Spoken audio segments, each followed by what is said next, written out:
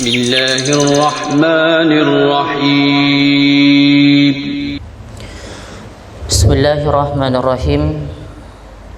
Assalamualaikum warahmatullahi wabarakatuh.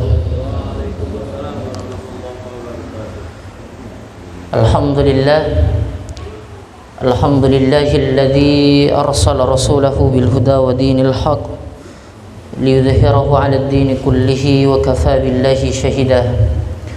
Asyhadu an la ilaha illallah wahdahu la syarika lah wa asyhadu anna Muhammadan 'abduhu wa rasuluhu la nabiyya ba'dah.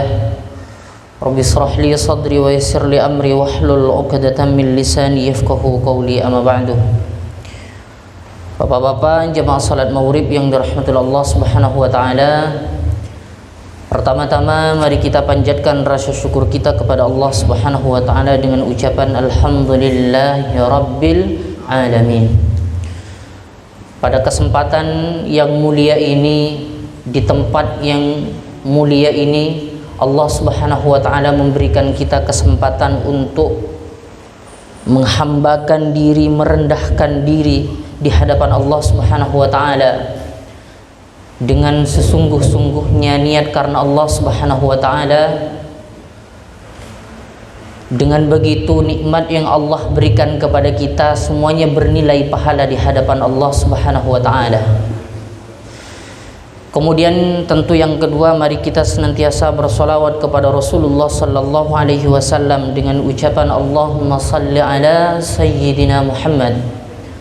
Kita semuanya sama-sama berharap dikumpulkan dengan beliau, mendapatkan syafaat al-uzma nanti di yaumil qiyamah dari beliau, serta dikumpulkan dengan sahabat-sahabat beliau, dengan tabi'in, tabi'ut tabi'in, serta orang-orang yang mengikuti sunnah-sunnah beliau hingga yaumil qiyamah nantinya. Bapak-bapak jamaah salat maghrib yang dirahmati Allah Subhanahu wa taala,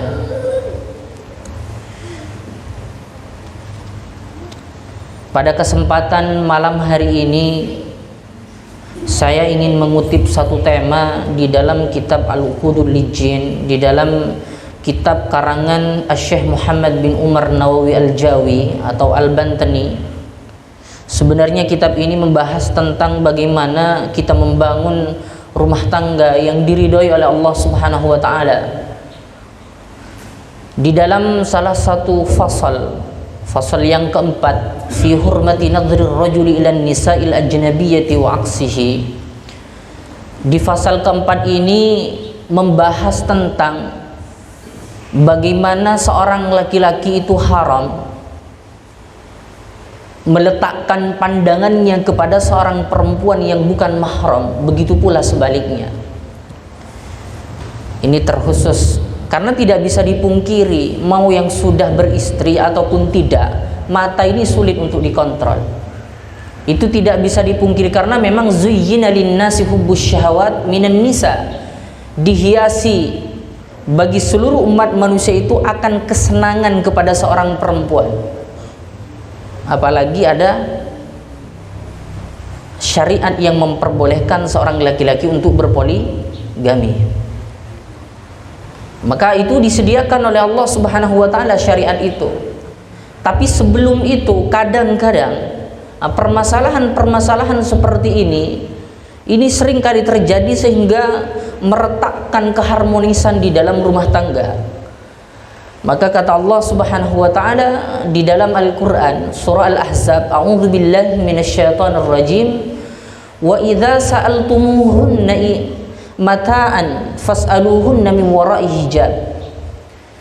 Apa kata Allah Subhanahu wa taala? Wa idza sa'altumuhunna, ketika kalian laki-laki meminta kepada perempuan-perempuan mata'an di sini diterjemahkan oleh Syekh Umar bin Nawawi Al-Jawi, syai'an min alatil bait, sesuatu dari alat-alat rumah. Cuman ini koptasinya hanya sebatas ini saja ya. Lebih daripada itu, kata Allah Subhanahu wa taala, wa idza sa'altumuhunna mata'an fas'aluhunna min wara'i hijab. Perintah dari Allah Subhanahu wa taala, kalau kalian berhadapan dengan perempuan yang bukan muhrim, yang tidak sewajarnya untuk kalian lihat, fas'aluhunna min wara'i hijab, maka mintalah dari belakang hijab. Artinya harus ada penutup di antara laki-laki dengan perempuan yang bukan muhrim ketika dia ada keperluan. Fas'aluhunna min wara'i hijab, mintalah dari belakang hijab. Ay satara yasturukum anhunna wa yasturuhunna ankum. Artinya menutupi pandangan-pandangan kita kepada perempuan yang bukan muhrim. Begitu pula bagi seorang perempuan yang bukan muhrim itu juga menutupi dirinya dari pandangan-pandangan laki-laki yang bukan muhrim. Ini penting. Mengapa demikian? Maka kata Allah Subhanahu wa taala fi suratin Nisa, Allah lagi-lagi berfirman di dalam surah An-Nisa, di surah An-Nur, qul lil mu'minina yaghuddu min absarihim wa yahfazu furujahum dzalika azka lahum innallaha khabirum bima yasnaun. Apa kata Allah Subhanahu wa taala? Qul, katakanlah Muhammad, lil mu'minina, kepada mukmin laki-laki, yaghuddu min absarihim, untuk mereka menundukkan pandangan-pandangan mereka. Dalam artian menundukkan pandangan itu tidak harus nunduk kemudian tidak memandang dengan tatap-tatapan yang lama.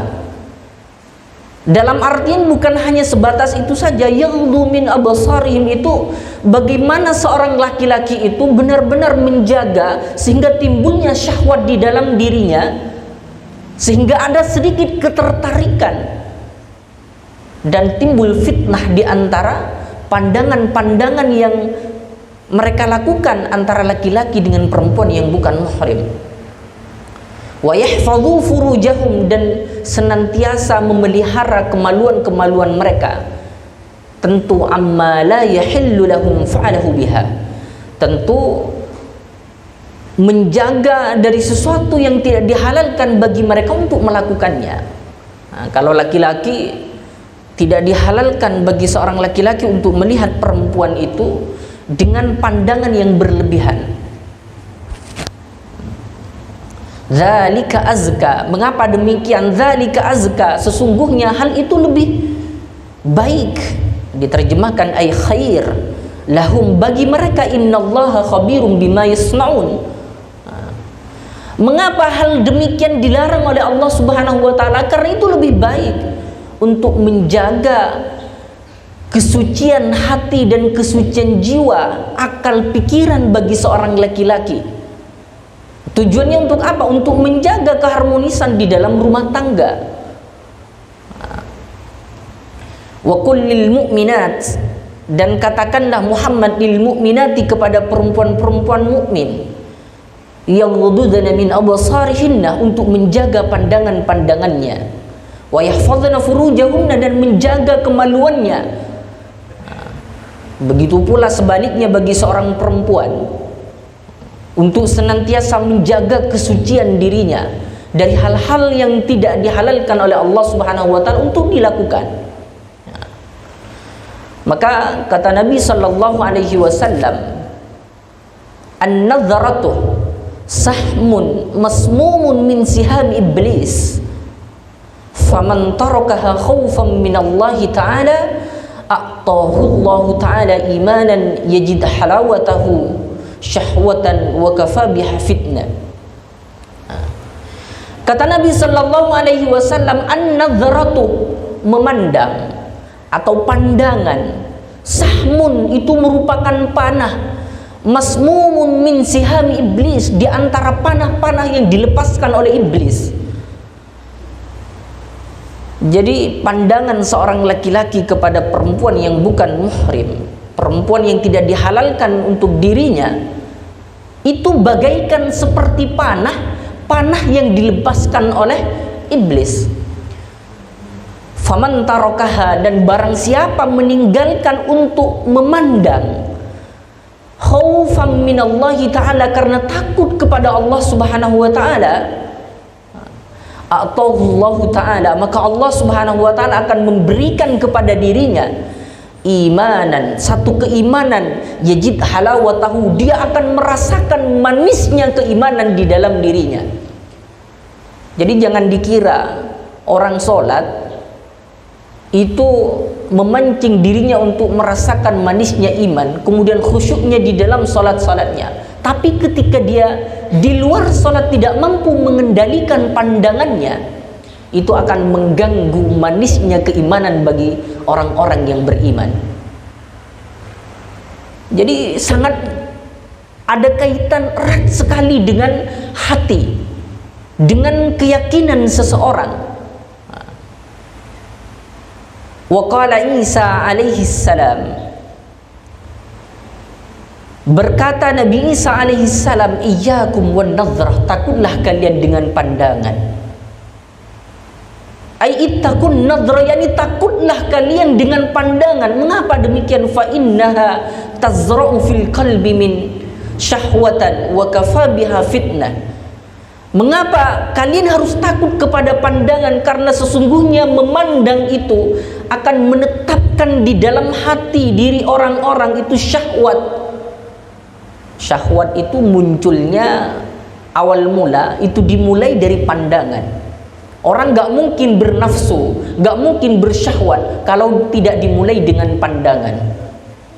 Wa kafa biha fitnah, dan cukuplah pandangan itu merupakan satu ujian dari Allah Subhanahu wa taala untuk kita. Jadi perlu kita khawatir sekali dengan anggota yang kita miliki, yakni mata ini.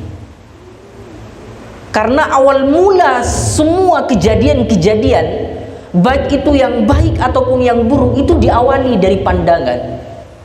Orang bisa menilai orang lain itu disebabkan dari pandangan. Mengapa kata Nabi Shallallahu Alaihi Wasallam, makruh hukumnya kita duduk di pinggir jalan? Mengapa? Setiap ada orang lewat kita pandangin, pelototin, kita nilai, kemudian kita kasih komentar, kemudian masuk ke dalam hati, mengkristal. Apabila itu satu hal yang baik, maka itu akan menambah keyakinan dia kepada Allah. Tapi justru sebaliknya, ketika itu hal-hal yang diharamkan oleh Allah Subhanahu wa taala justru akan menjadi penyakit di dalam hatinya. Maka Sa'ad bin Jubair, beliau mengatakan, innama kanat fitnatu Dawud alaihi salam min ajlin nadhrah. Bahkan ujian dari pandangan ini juga terjadi kepada Nabiullah Daud alaihi salam. Apalagi kita bukan nabi, bukan orang yang berilmu banyak, atau orang yang ibadahnya banyak, ilmunya banyak. Sekelas nabi itu diuji oleh Allah Subhanahu wa taala dari pandangan, fitnah pandangan. Jadi diriwayatkan anna Daudah waqa'a basarahu ala imra'ati Urayah. Jadi diriwayatkan satu ketika Nabiullah Daud alaihi salam itu meletakkan pandangannya kepada seorang perempuan daripada Urayah, yakni istri daripada Urayah. Urayah ini nama seorang laki-laki, dia punya istri.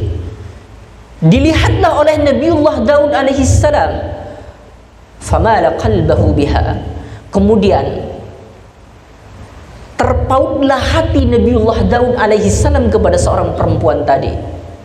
Walaysa lahu fi hadza dambun, tapi hal yang seperti ini ketika Nabiullah Daud alaihi salam itu memandang istri daripada Urayah, itu tidaklah satu perbuatan dosa. Fi hadza dambun. Mengapa demikian? Ya karena Nabiullah Daud alaihi salam itu sekali memandang tidak diulangi lagi pandangannya, cukup sekali saja. Meskipun pada saat itu Nabiullah Daud alaihissalam itu ada kecondongan hati kepada seorang perempuan tadi, karena bighairi qasdin, karena tanpa dengan maksud dia melihat, falaysa bidzambin. Wa amma husulul maili, adapun kecondongan yang dia miliki, jadi pandangan Nabiullah Daud kepada seorang perempuan itu bukan karena tujuannya dia ingin melihat, itu enggak masalah. Tapi kalau kita cari-cari melihat, dicari-cari, gampang sekali kita untuk mencari hal-hal yang diharamkan.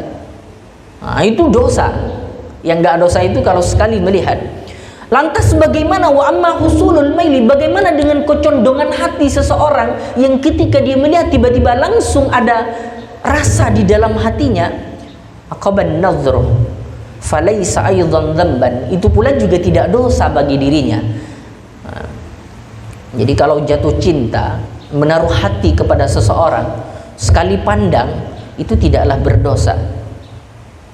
Tapi perhatikanlah, innas sam'a wal basara wal fuada kullu ulaika kana anhu mas'ula. Sesungguhnya pendengaran, wal basar dan penglihatan, wal fuada dan hati, kullu ulaika kana anhu mas'ula. Sungguh yang kesemuanya itu akan dimintai pertanggungjawaban di hadapan Allah Subhanahu wa taala. Falaisa lahu aidan dzamban li'anna al-maila laisa fi wasa'ihi, karena sesungguhnya kecondongan hati Nabiullah Daud alaihissalam kepada istri daripada Uraya itu bukanlah dari kekuasaannya. Enggak ada yang bisa mengekang hati. Falaisa mukallafan bihi falamma waqa'a fi qalbihi mahabbataha talaba min Uraya. Maka ketika Nabiullah Daud alaihissalam itu timbul kecondongan rasa di dalam hatinya kepada istri Uraya, kemudian Nabiullah Daud alaihissalam itu mencari Uraya. Jadi bukan cari istrinya, cari suaminya.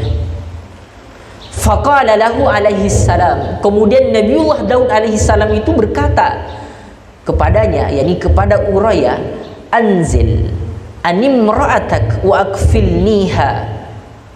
Apa kata Nabiullah Daud alaihissalam? Anzil animra'atak, lepaskanlah istrimu, wa akfilniha, dan berikanlah istrimu kepada saya. Kata Nabiullah Daud alaihissalam, fastahya Uraya, kemudian Uraya ini merasa malu sekali kepada Nabiullah Daud alaihissalam. Ayyuradduhu wa talliqha, kemudian Uraya ini mempersilahkan istrinya itu untuk diambil oleh Nabiullah Daud alaihissalam, kemudian dia mentelaknya. Wa kana dzalika, dan hal yang seperti itu jaizan fi syariati Daud, dan hal yang seperti itu di dalam syariat Nabiullah Daud alaihissalam itu diperbolehkan. Jadi kalau orang ada rasa suka kepada istri orang lain, kemudian dia datang kepada suaminya, telak istrimu, saya ingin menjadi suaminya, itu boleh. Di mana? Di syariat Nabiullah Daud. Tapi kalau Nabi Muhammad jangan sekarang. Lihat istri tetangga, udah ini sedikit minta, jangan. Nggak boleh di dalam syariat Nabi Muhammad. Dan itu mu'tad, dan itu sudah menjadi kebiasaan. Mu'tadan fima baina ummatihi ghaira mukhli bil murati, dan itu tidak menjatuhkan martabat diri seorang laki-laki, karena itu sudah hal yang wajar terjadi di masyarakat pada saat itu. Illa annahu la yaliku li tarkihi al afdal, tapi meninggalkan hal yang seperti itu tentu lebih utama daripada dia datang kepada suaminya kemudian meminta untuk menikahinya. Walidzalika atabahu Allahu ala dzalik, dan hal yang tersebut itu yang menyebabkan Allah Subhanahu wa taala itu agak sedikit ini kepada Nabiullah Daud alaihi salam. Summa inna talaba Daud ra'atan Uraya li sirri alamullah, tapi ketahuilah bahwa apa yang dilakukan oleh Nabiullah Daud alaihi salam, meminta istri Uraya kemudian ditelak dan dia nikahi, itu ada sir, ada rahasia yang tidak diketahui olehnya.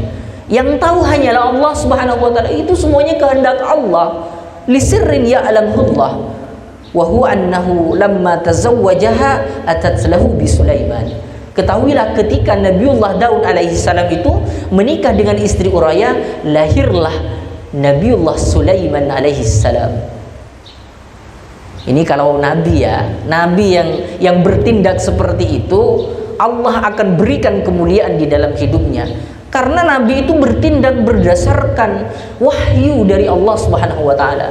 Kalau kita jangan coba-coba, bisa jadi rusak rumah tangga kita. Maka lahirlah Nabiullah Sulaiman alaihi salam.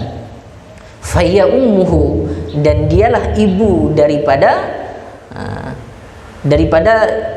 Nabiullah Sulaiman. Jadi ibunya itu adalah istri Uraya. Di sini istrinya tidak disebutkan namanya.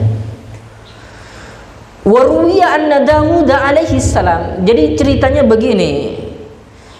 Nabiullah Daud alaihi salam itu pada satu ketika dia itu menginginkan manzilatu abaihi, kedudukan sebagaimana yang dimiliki oleh kedudukan kakek moyangnya. Siapakah mereka?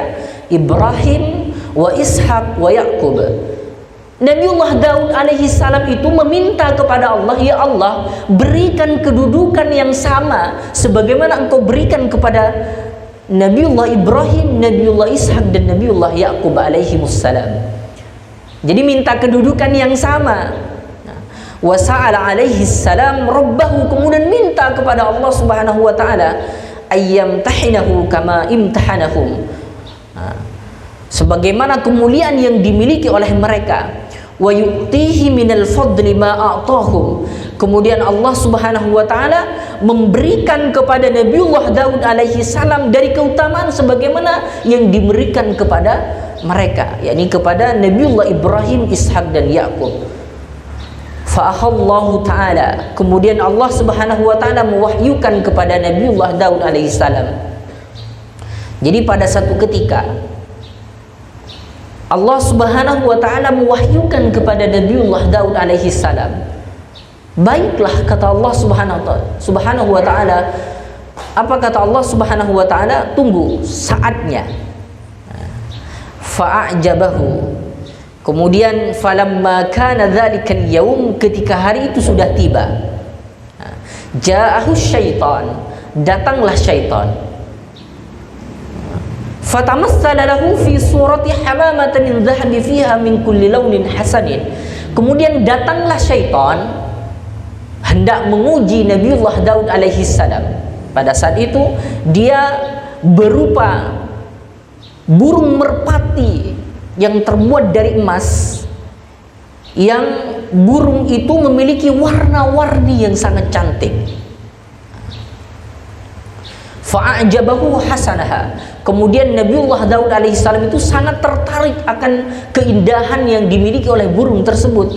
Famuddu yadahu liyakhudhaha. Kemudian hendak Nabiullah Daud alaihissalam itu mengambil burung tersebut dengan tangannya, dan dia ingin memperlihatkan burung tersebut kepada Bani Israel pada saat itu.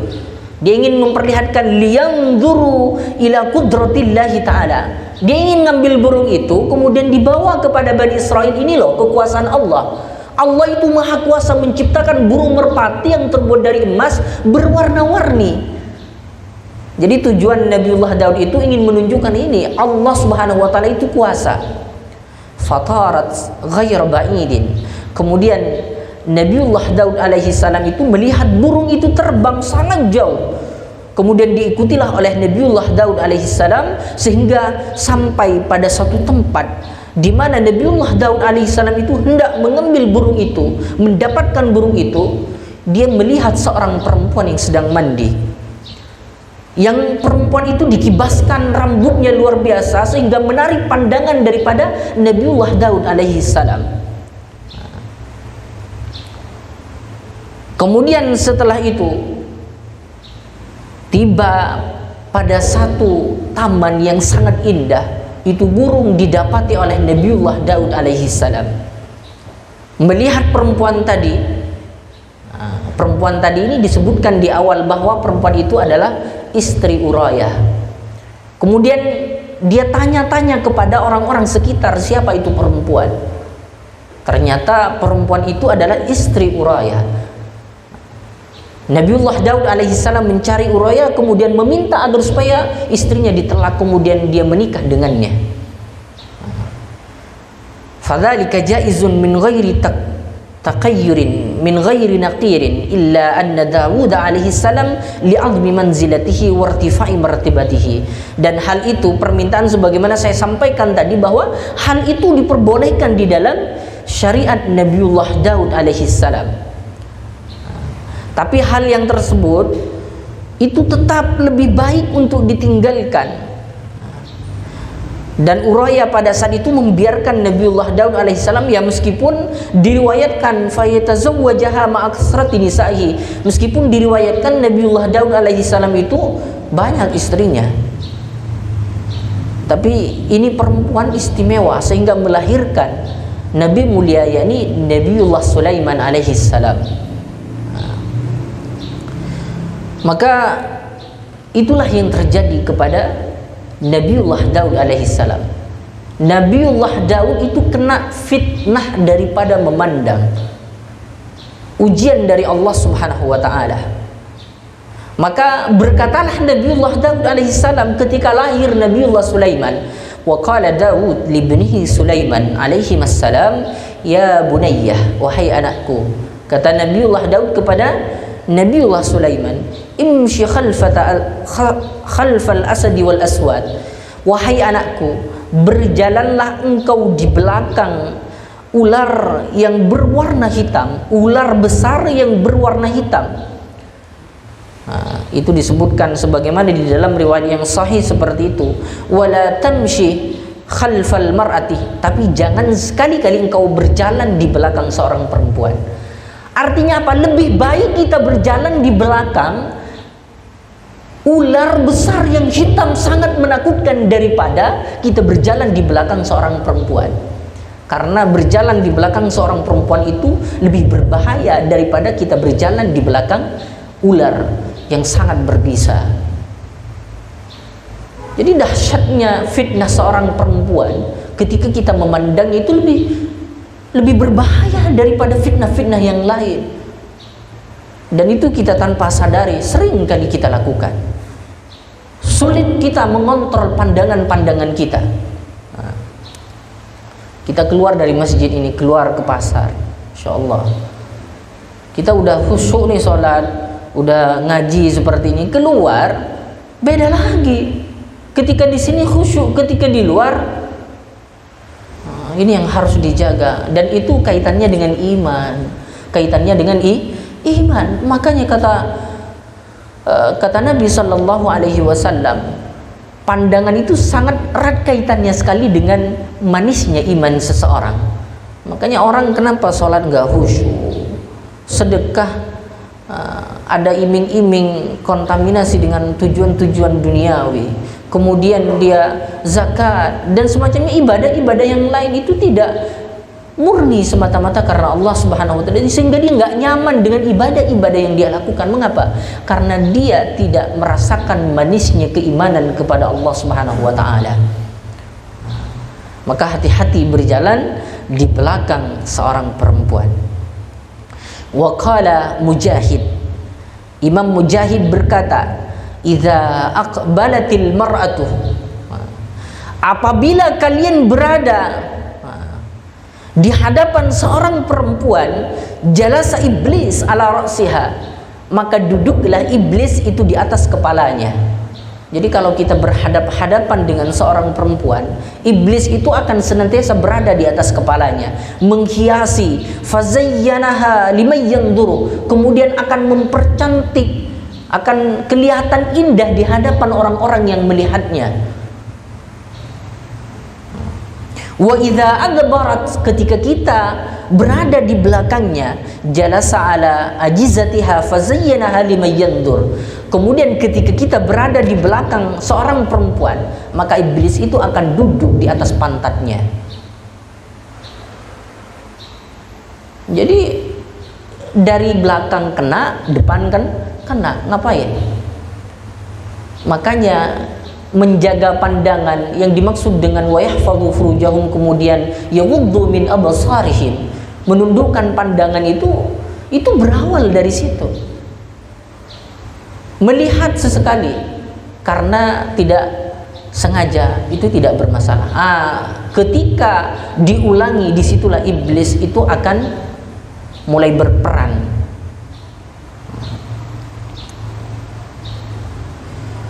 Waqilah, dan dikatakan Yahya alaihi salam kepada Nabiullah Yahya alaihi salam, wa huwa lam yakun lahu mailin ila amran nisa, Nabi yang tidak pernah sekali-kali itu terpengaruh dengan perempuan, nggak mau tahu urusan, maksudnya terkait dengan pandangan-pandangan sehingga timbul fitnah di dalam dirinya, ujian-ujian kepada dirinya, sehingga timbul syahwat kepada dirinya, itu adalah Nabiullah Yahya alaihissalam.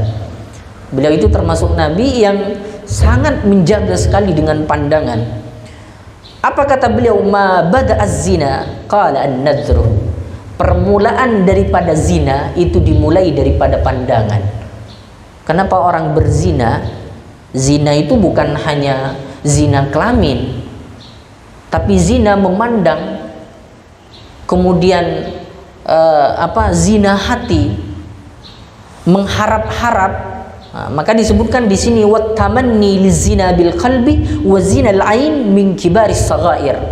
Orang berkeinginan di dalam hatinya untuk melakukan satu perbuatan maksiat, itu termasuk zina hati.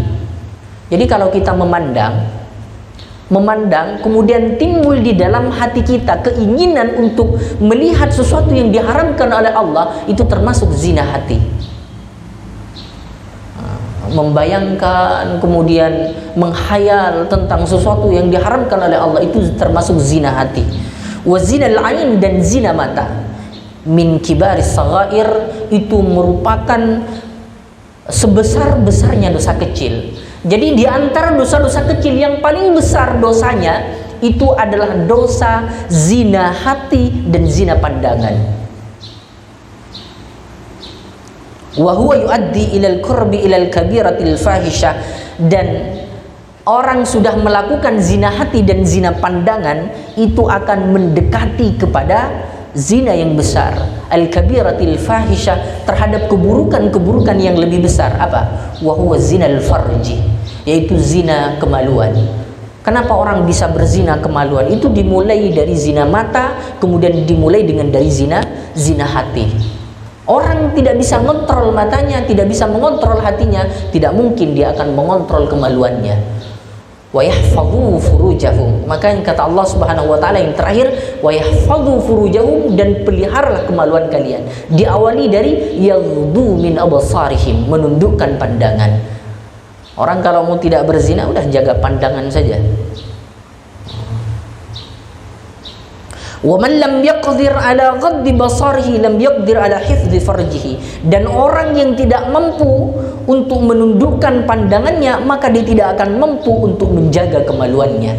Itu pasti. Orang kalau sudah tidak bisa menjaga matanya, dia tidak akan bisa mengontrol kemaluannya. Wa qala al-Fudail, berkata Imam Fudail bin Iyad, beliau itu kisahnya sangat terkenal sekali, seorang pendosa yang tiba-tiba Allah Subhanahu wa taala berikan hidayah, kemudian menjadi ulama besar luar biasa. Seorang sufi, seorang yang bersih hatinya. Apa kata beliau? Yaqul iblis itu berkata, huwa ay an-nadru, yakni pandangan itu, kuasil khadimati wa sahmal ladzi la akhta bihi, yaitu anak panah yang dilepaskan dan itu pasti kena sasaran. Iblis sendiri berkata, pandangan itu adalah panah di antara panah-panah yang saya lepaskan, dan ketika itu dilepaskan itu pasti kena sasaran. Jadi sekali memandang itu pasti kena sasaran. Maka jangan katakan astaghfirullahaladzim, kemudian diulangi lagi astaghfirullahaladzim, diulangi lagi astaghfirullahaladzim. Gak bisa. Pandangan kedua itu sudah jelas pasti kena. Itu iblis yang berkata, karena iblis yang melaksanakannya.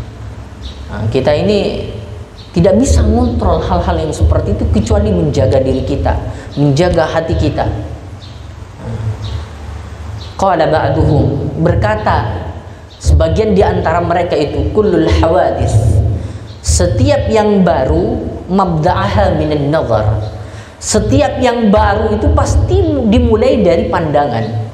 Setiap kejadian-kejadian yang baru itu diawali dari pandangan. Maka hati-hati. Orang kalau sudah melihat pertama kali dengan pandangan baik, maka seterusnya akan baik. Tapi ketika dia melihat dengan pandangan buruk pertama kali, maka seterusnya akan buruk. Maka pandanglah saudara-saudara kita dengan pandangan yang baik, maka itu akan terus berkelanjutan. Maka yang disebut dengan berprasangka baik kepada saudara kita itu meskipun banyak kesalahan yang mereka lakukan. Kalau masih ada alasan untuk kita mencari kebaikan untuk saudara kita, mengapa kita harus mencari keburukan-keburukannya? Maka pernah satu ketika, ini dikisahkan di dalam kitab ini juga, satu ketika itu hukiya an ba'duhum, dikisahkan oleh para ulama itu bahwa di sisi kami, kata beliau, ada seorang laki-laki rajulun haddad, seorang laki-laki tukang besi, seorang laki-laki tukang besi yang dia itu punya keistimewaan, yadakhulu yadahu finnar, ketika dia itu memasukkan tangannya ke dalam api neraka, ke dalam api, itu tangannya itu tidak terbakar. Ini tukang besi, tangannya dimasukkan ke dalam api, tangannya tidak terbakar. Kemudian ada seseorang penasaran dengan kelebihan amalan yang dia lakukan sehingga Allah berikan keistimewaan kepada dirinya sehingga tidak bisa terbakar dengan api tersebut, sebagaimana Nabiullah Ibrahim alaihissalam. Kalau Nabiullah Ibrahim itu bardan wa salaman, api itu bukan panas jadi dingin, wa salaman dan menyelamatkan. Kalau ini laki-laki ini api tetap panas tapi tidak terbakar. Kemudian ada seseorang hendak melihat apa kebiasaan-kebiasaan di rumahnya sehingga Allah Subhanahu wa taala berikan keistimewaan kepada dirinya. Datanglah ini laki-laki kepada laki-laki tukang besi tadi, minta izin untuk menginap di rumahnya. Akhirnya kata tukang besi tadi dengan senang hati, silahkan datang berkunjung ke rumah saya. Akhirnya laki-laki ini menginap di rumah tukang besi tadi. Di malam hari dia perhatikan, ini dia nggak sholat tahajud, nggak sholat duha, nggak sholat sunnah. Bahkan yang dia lakukan itu hanya sholat wajib saja.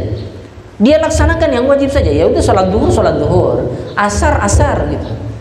Sampai menginap, sampai sholat isya, bahkan sholat subuh, dia perhatikan nggak ada yang spesial nih dari ibadah yang dia lakukan. Akhirnya udah dia biarkan begitu saja, menginap lagi di malam di esok malamnya. Dia minta izin lagi untuk menginap, dipersilahkan. Diperhatikan lagi, mungkin di malam ini ada hal yang berbeda daripada malam sebelumnya, ada hal luar biasa. Diperhatikan lagi, lagi-lagi tidak ada hal yang istimewa. Dia hanya melakukan yang wajib saja. Terus dia perhatikan. Akhirnya dia saking gak kuat penasaran, dia semperin tuh siapa? Tukang besi tadi. Wahai paman, saya mendengar engkau itu punya keistimewaan. Ketika tanganmu dimasukkan ke dalam api, tanganmu tidak terbakar. Saya penasaran, jujur saja, malam hari ini dan malam sebelumnya saya mengintip engkau, ingin melihat apa yang dilakukan oleh engkau. Tapi saya perhatikan engkau biasa-biasa saja. Bahkan tidak ada yang spesial sedikit pun. Tahajud nggak sampai dia sujudnya lama misalkan, atau berdirinya baca Al-Qur'annya panjang di sujud di sholat tahajudnya, tidak. Kemudian tukang besi ini berkata, wahai saudaraku, sesungguhnya apa yang saya lakukan itu bukan hal yang saya inginkan. Itu semuanya bentuk keistimewaan yang Allah berikan kepadaku. Dan itu saya tidak tahu mengapa. Tapi ada satu kisah, kata beliau.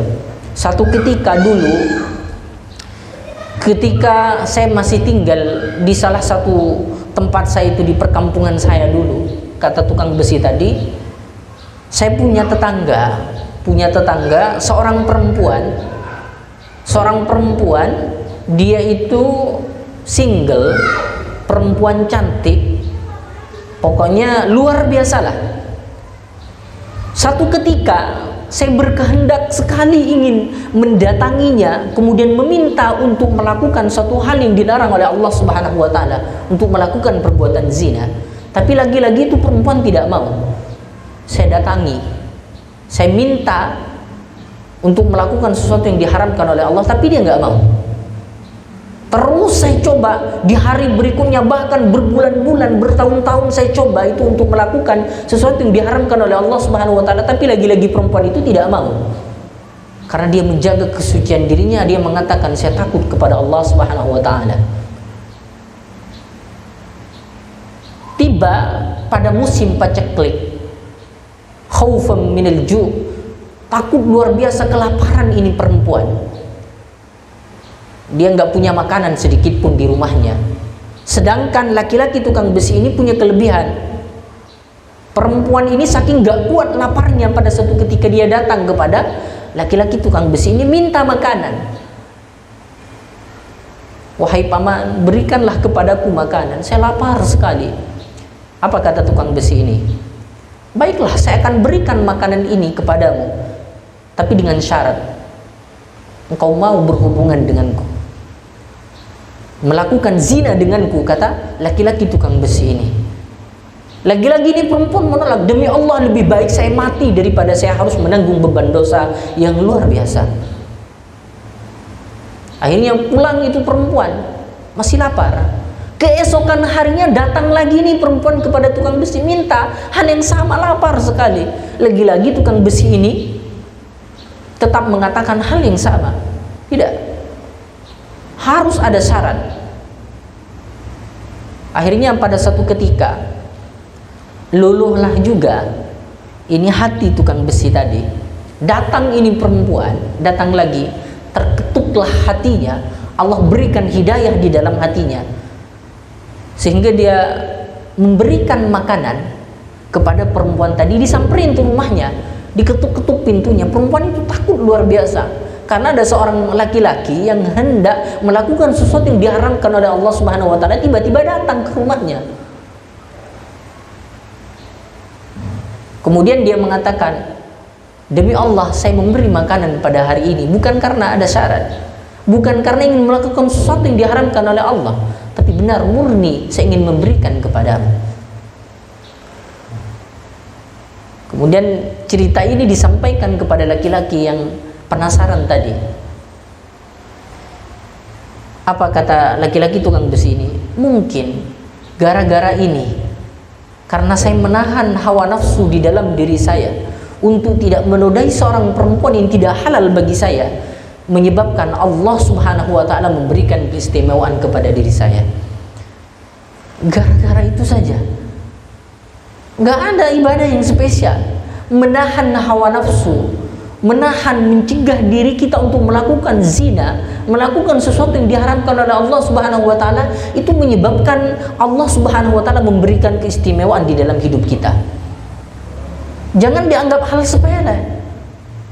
Karena takwa itu bukan hanya melaksanakan ibadah, tapi meninggalkan maksiat kepada Allah Subhanahu wa taala, itu takwa. Maka kalau kata Gus Baha itu sebenarnya cukup dengan kita udah, nggak apa-apa kalau nggak mampu untuk melakukan hal-hal yang sunnah, ditambah dengan hal-hal yang sekiranya membuat dirimu merasa terbebani, yang penting tinggalkan maksiat. Tapi biasanya orang kalau sudah intens dengan ibadah, itu maksiat akan menipis. Dan itu satu fitrah yang tidak bisa dipungkiri. Orang itu bisa meninggalkan sesuatu maksiat, sesuatu yang dilarang oleh Allah Subhanahu wa taala, karena intensitas dia beribadah, kedekatan dia dengan Allah Subhanahu wa taala. Maka salah satu cara untuk kita menghindari sesuatu yang dilarang oleh Allah Subhanahu wa taala, dekatkan diri kita kepada Allah Subhanahu wa taala, tambah ibadah-ibadah kita. Semoga Allah Subhanahu wa taala membersihkan hati kita semuanya. Allah menjadikan hati kita hati yang kuat, hati yang istiqomah, melaksanakan semua perintah-perintah Allah dan meninggalkan segala bentuk larangan-larangan Allah Subhanahu wa taala. Mungkin ini saja yang bisa saya sampaikan. Sedikit, semoga Allah Subhanahu wa taala memberikan keberkahan pada majelis kita pada malam hari ini. Hadanallahu wa iyyakum ihdinas siratal mustaqim. Wassalamualaikum warahmatullahi wabarakatuh. Innallaha wa malaikatahu yusholluna